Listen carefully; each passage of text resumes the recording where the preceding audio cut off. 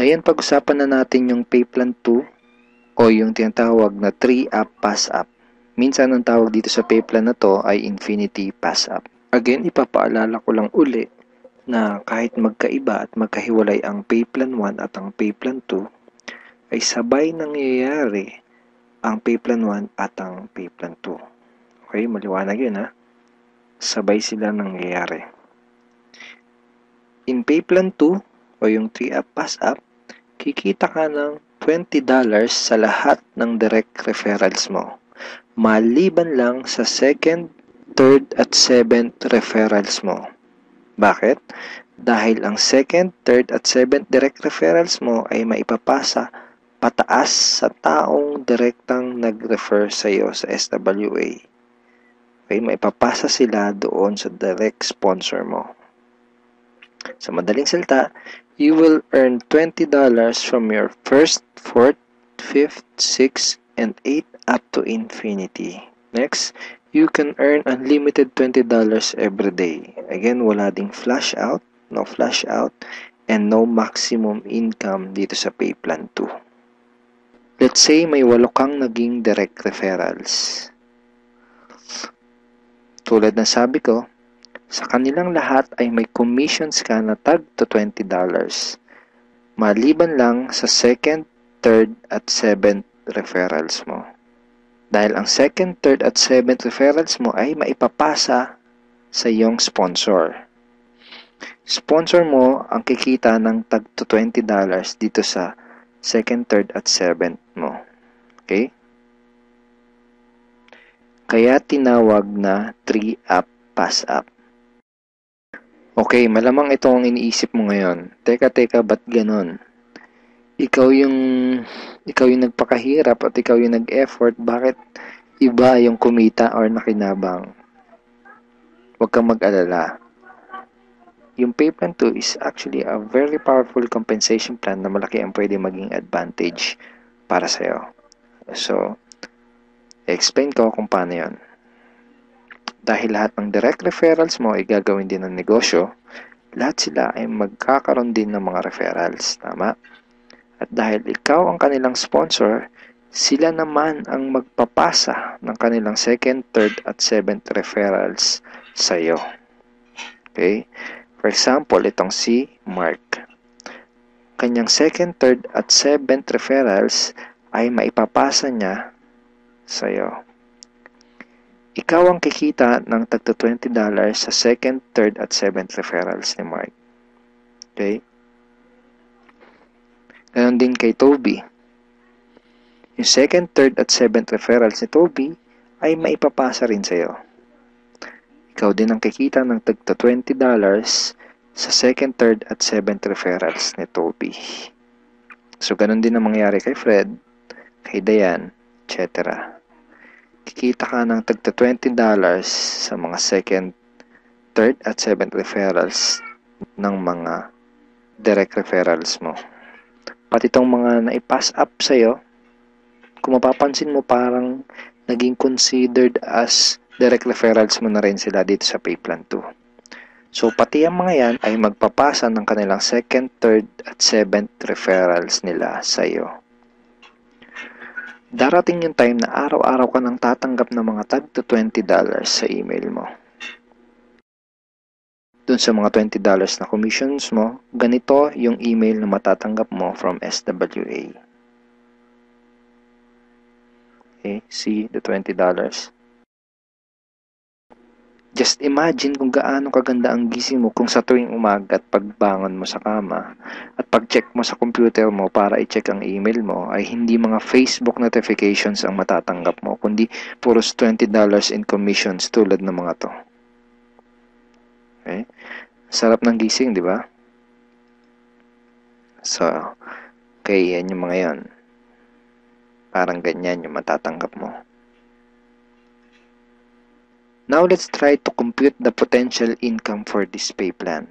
Sigurado na may excite ka dito sa mga susunod na ipapakita ko sa'yo. Assuming na mayroon ka lang 3 direct referrals who will pass up their second, third, and seventh referrals to you. Okay? So, 3 na magpapasa ng kanilang 2nd, 3rd, and 7th. So, 3 times 3, that's a total of 9 times $20 yung SWA Pay Plan 2 commission times $20, that's a total of $180. So, in peso, that's 8,100 pesos. Now, yung 9 na yun ay considered as your direct referrals na rin sa Pay Plan 2 lang. Okay? Ibig sabihin, yung 9 na yun ay magpapasa ulit ng kanilang 2nd, 3rd, at 7th sa'yo. So, 9 times 3 equals 27 times $20 commission, that's a total of $540 or 22,680 pesos. Then, yung 27 na naipass up lang sa'yo ay again considered na rin as your direct referral sa Pay Plan 2, ay again magpapasa ng kanilang 2nd, 3rd, and 7th sa'yo. So, times 3 again equals 81 times $20, that's a total of $1,620. In peso, that's 68,040 pesos. And then again, yung 81 na yun, magpapasa up ulit ng kanilang 2nd, 3rd, and 7th. So, times 3, that's a total of 243 downlines times $20, and that's a total of $4,860. 204,120 pesos. So again, yung 243 na yun, magpapasap ng kanilang 2nd, 3rd, and 7th. That's a total of $729 times $20. That's $14,580. In peso, that's 612,360 pesos. And then yung 729 na yun, magpapass up ulit ng tagtatatlo yung kanilang 2nd, 3rd, and 7th. So, times 3, that's a total passed up of 2,187 downlines. So, times $20, that's a total of $43,740. And in peso, that's 1,837,080 pesos. Grand total commissions is $65,520 or 2,751,840 pesos. And that's potential income just for Pay Plan 2. And hindi pa dito nagtatapos yung pwede mong kitain, pero pwedeng mas malaki pa ang iyong kitain kung ituloy-tuloy mo gawin yung iyong SWA business. So I hope na-excite ka dito sa pwede mong kitain, dito sa opportunity na to. Okay, so FAQs muna tayo. Yung 2nd, 3rd, at 7th referrals ko ba na naipassed up ay mawawala sa matrix ko? And the answer is no. Passing up only happens in Pay Plan 2 and not in Pay Plan 1. So, yung mga referrals na naipapass up, sa Pay Plan 2 lang yung nangyayari at hindi sa Pay Plan 1. All your direct referrals will stay in your matrix and they will always follow you.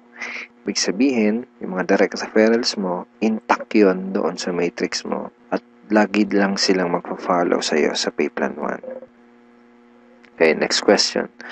Pwede bang kumita sa Pay Plan 2 kahit wala akong ma-refer or sales? The answer is no. You only make commissions in Pay Plan 2 when you refer someone. Kita ka lang sa Pay Plan 2 kapag may na-refer ka. Or if your direct referrals pass up their 2nd, 3rd, and 7th to you. In other words, hindi ka kikita sa Pay Plan 2 kung wala kang mga direct referrals. Sa Pay Plan 1 lang posible yung pwede kang kumita kahit wala ka pang na-refer. Pero sa Pay Plan 2, hindi yun possible. Kung may mga additional questions ka pa, at kung may mga part ka na hindi naintindihan do sa pay plans ng SWA, pwede mo uling panoorin itong mga video na to para mas maintindihan mo ng maigi yung compensation plan or yung pay plans ng SWA. So ngayon, ang pag-usapan natin ay yung mga benefits mo once na maging part ka na ng aming team, yung Team Unstoppable Internet Entrepreneurs. Once na maging part ka na ng team, ito yung mga training resources na makukuha mo. Magkakaroon ka ng access sa mga training resources na to. Okay? Yung mga information na nasa loob ng mga training resources na to ang magtuturo sa iyo kung paano ka magsisimula ng tama at kung paano mo gagawin ng tama ang iyong SWA business. So, once na maging member ka na ng SWA at maging part ka ng aming team, magkakaroon ka ng 100% access sa mga training resources na to. So, ano-ano ba yung mga nasa loob ng training resources na to? First is yung Team Unstoppable Internet Entrepreneurs Handbook. So, ito yan. Ito yung Internet Entrepreneurs Handbook. Nandito sa ebook na to, yung tinuturo namin na 3 strategies of promoting your business on the internet. Bakit 3 strategies? Kasi yung isa pang beginner, yung isa pang intermediate at yung isa ay pang advanced. So kahit first timer ka pa lang at kahit wala ka pang background sa industry na to, ay meron kami nakahandang trainings para sa iyo at para matulungan ka magkaroon ng tamang start sa business mo. Next is yung how to handle prospect objections. Okay, ito yan. Ito yung loob niyan. Basically, sa business na to, yung mga magiging prospects mo ay magkakaroon ng mga questions once na makita nila yung opportunity. And it's very important na alam mo kung paano sasagutin ng tama yung mga tanong nila. Most networkers ay nagfe-fail dahil hindi nila alam kung paano sasagutin yung mga question ng prospects or yung mga objections ng kanilang prospects. Okay, next is yung Ninja Network Marketing Scripts. How to talk to your leads and prospects on the phone. Okay, ito yun.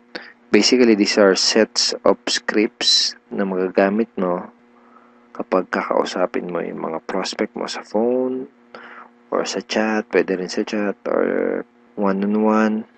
Kung ikaw ay call center agent, I'm sure familiar ka sa mga scripts. Next ay itong how to sponsor your circle of influence properly. Okay, ito yun. Okay. So, ituturo din namin sa iyo kung paano mo i-approach ng tama yung mga kaibigan, kakilala at kamag-anak mo. Dito mo matututunan, dito sa ebook na to, mo matututunan kung paano sila i-approach ng tama. Okay? Ayan. May mga sample email din yan na pwede mong isend sa mga kakilala at kaibigan mo. It's a step-by-step training ebook. Okay? Tignan mo step 2. So, isa to sa mga step-by-step na mag-guide sa'yo kung paano mo gagawin yung negosyo mo ng tama kung first time mo pa lang papasok sa ganitong klase ng business.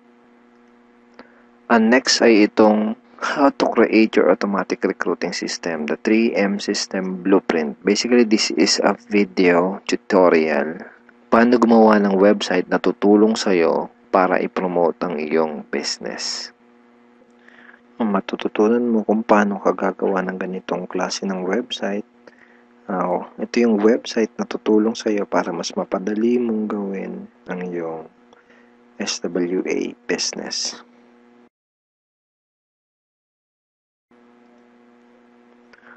Okay, thank you for watching these videos, and we are looking forward in guiding you and helping you achieve good results and achieve your goals in this online business opportunity. Have a great day and God bless.